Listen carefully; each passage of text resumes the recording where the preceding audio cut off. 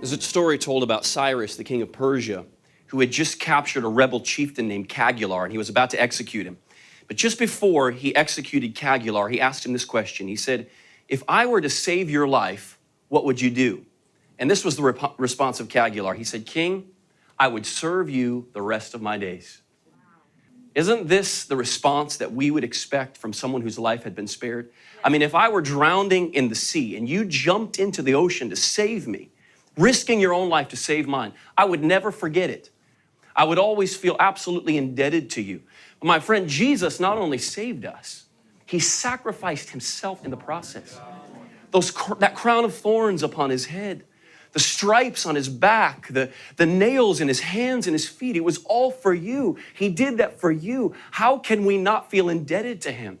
Maybe that's why in Romans chapter 1, verse 14 and 15, Paul said this. He said, "I am a debtor, both to the Greeks and the barbarians, both to the wise and the unwise. So as much as in me is, I am ready to preach the gospel to you that are at Rome also."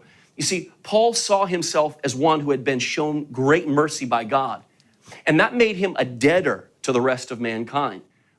So for him to preach the gospel to the Gentiles, he didn't see it as some charitable gift. It was the only appropriate response that he could have to the amazing grace that had been shown to him by God. Paul realized that he had been saved for a purpose. He had been saved to serve. Somebody once told me, "I don't have a burden for any particular nation." I think that they felt like this disqualified them or perhaps excused them from ministry. But actually, that's not the point. The question is, do you love Jesus? Because at the end of the day, if the burden we feel for people is our sole motivation for preaching the gospel or serving the Lord, then it's just another form of humanism anyway. You know, after Jesus had risen from the dead, he found Peter went back to his old occupation, fishing. And after cooking breakfast for Peter, Jesus pointed to one of the fish, and this is what he said, "Simon Peter, son of John, do you truly love me more than these?" And Peter said, "Yes, Lord, you know that I love you." And Jesus said, "Feed my lambs." I want you to notice something. Jesus didn't say, "Peter, do you love my sheep? Then feed my sheep." No, he said, "Peter, do you love me?" You see, Peter's ministry to the sheep was to be motivated primarily by his love for Christ, not by his love for the sheep. So here's the question. Do you love Jesus? That's the real question. And my friend, that should be enough to make us want to pour out our lives in service before our King. It's this ambition of love for Christ that reigns supreme over all others, including the desire to advance the kingdom of God or edify the people of God or even to reach a lost and dying world. The first and finest motivation that anyone can have is just the love of Jesus in their hearts. Love for the one who loved us so much that he poured out his own tears and blood and life to save us. My friend, when we receive his gift of life, which cost Jesus everything, how can we spend it in the pursuit of our own ambitions and lusts and gratification? Make no mistake about it, my friend. A life poured out before the Lord is not a waste. It is our only reasonable service. We have been saved to serve. The Vietnam War was the longest in U.S. history. Many young American men were deployed to serve there, and over 58,000 of them lost their lives. But let me tell you the story of how one life was saved. An American soldier in the Vietnam War was about to step on an anti-personnel landmine that was hidden from his sight.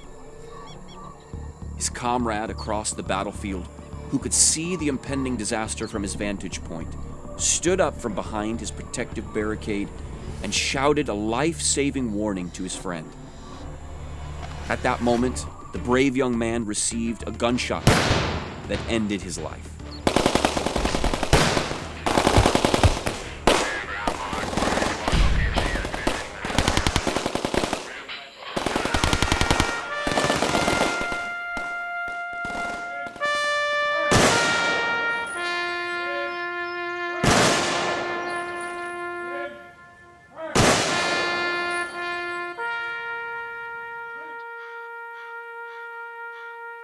A couple of years later, at an honorary memorial service in the United States, the soldier whose life had been saved from the landmine had a chance to meet the wife and son of his deceased friend. The son, who was only 7 years old, had never gotten a chance to really know his father.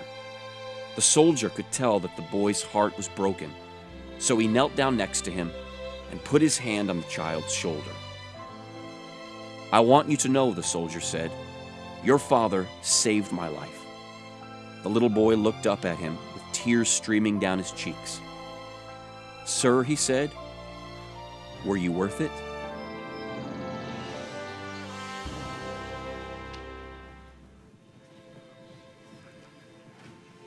Leonard Ravenhill once asked this question: is what you're living for worth Christ dying for?